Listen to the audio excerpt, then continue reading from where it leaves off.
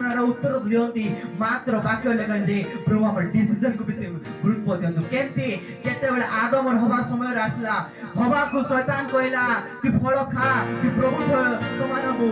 हवा देखि मन थिला त वाक्य मन थिला प्रभु मना करछन फल खावा नै मात्र से डिसीजन नेला फल खाइले केमती हेबी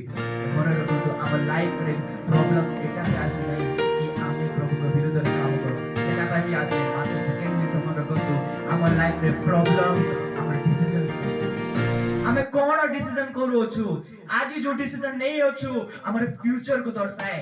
जोसेफ आज डिसीजन नेला मी मोर पिला छोक धरि किना मिस्र देश रो जीवी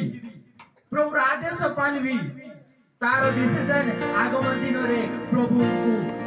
जिसु बुद्धि रे ज्ञान रे पवित्र आत्मा रे जतले पड़ले आउ से ताकर आत्मा द्वारा अनेक लोक पाए